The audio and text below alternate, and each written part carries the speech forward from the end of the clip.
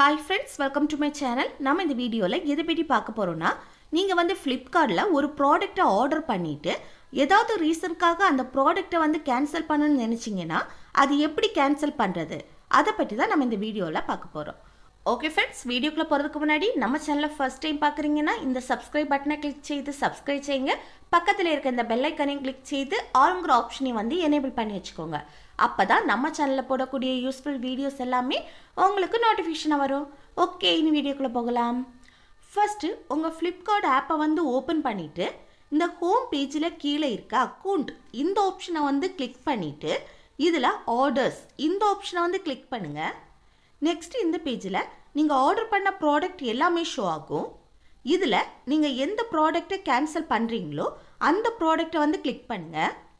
Next இந்த பேஜில் edit ஆர்டரை கிளிக் பண்ணுங்கள். அப்புறம் இந்த பேஜில் I want to cancel my order இந்த ஆப்ஷனை கிளிக் பண்ணுங்கள். நெக்ஸ்ட் இந்த பேஜில் கேன்சல் ஆர்டர் இந்த ஆப்ஷனை கிளிக் பண்ணுங்கள்.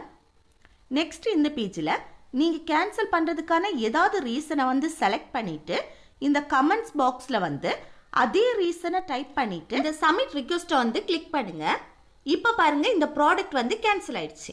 அவ்வளோதான் ஃப்ரெண்ட்ஸ், இந்த வீடியோ உங்களுக்கு யூஸ்ஃபுல்லாக இருக்குன்னு நினைக்கிறேன். யூஸ்ஃபுல்லாக இருந்துச்சுன்னா இந்த வீடியோக்கு லைக் பண்ணுங்கள், உங்கள் ஃப்ரெண்ட்ஸுக்கு ஷேர் பண்ணுங்கள், கூடவே கமெண்ட் பண்ணுங்கள். ஓகே, நெக்ஸ்ட் வீடியோவில் பார்க்கலாம். தேங்க்ஸ் ஃபார் வாட்சிங்.